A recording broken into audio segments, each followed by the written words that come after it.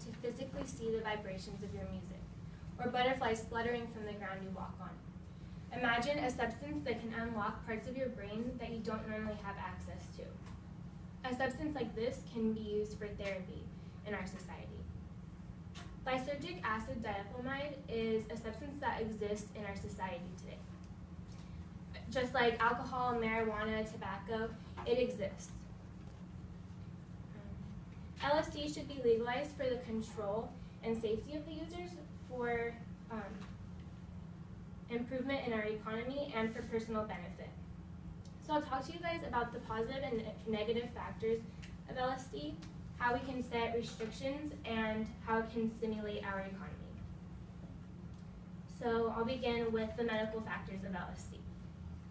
So just like anything in life, LSD should be used responsibly and in moderation, or it can have negative effects.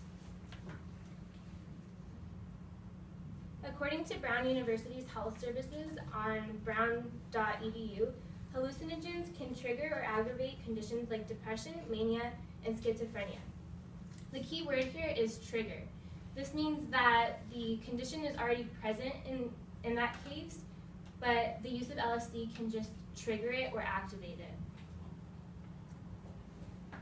Brown University also emphasizes that chronic or heavy use can cause anxiety and distorted perception of time. But just like anything else, chronic or heavy use, there will be negative effects, just like alcoholism can lead to liver damage, too much caffeine can lead to a heart attack. There's even such thing as overhydration. But if you use it responsibly and in moderation, there can be positive outcomes. I watched a documentary called Drugs Incorporated that followed a doctor named Peter Gasser. He conducted an experiment which was basically an LSD therapy. He took patients who were terminally ill and he gave them LSD in hopes of them coming to terms with death. Benedict Carey's article from the New York Times says that the 8 participants who received full doses of LSD improved by 20% on standard measurements of anxiety.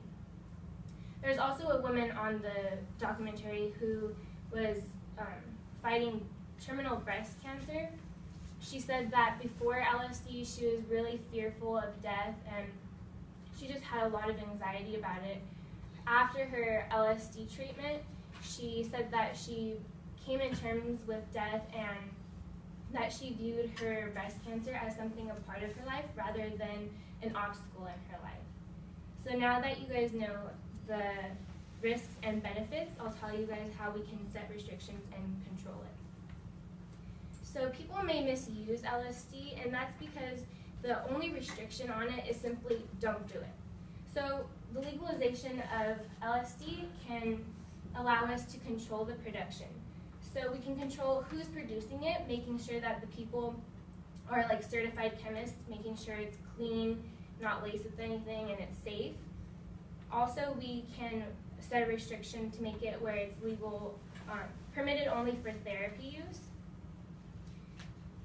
So the LSD therapy can also open up open up a whole market in our economy. That leads me to my next point, that the legalization of LSD will stimulate our economy. First of all, it'll create so many jobs. We'll have the chemists who are creating it, psychiatrists who are distributing it, making sure it's going to people who can actually benefit from it, and also business owners who are the people who will be running the therapy programs. We can also put a high tax on it. This will make sure that it's not out in the streets, and the people who are using it for recreational reasons, they're not going to want to pay the high tax.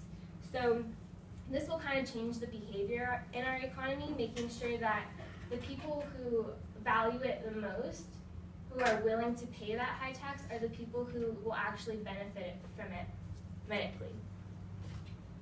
Also, it'll reduce the amount of prisoners we're spending money on. All the LSD cases would be legalized. There was a professor in the 60s who was famous for giving LSD to his students as a part of one of his research experiments. His experiment grew, and eventually LSD was being given to prisoners.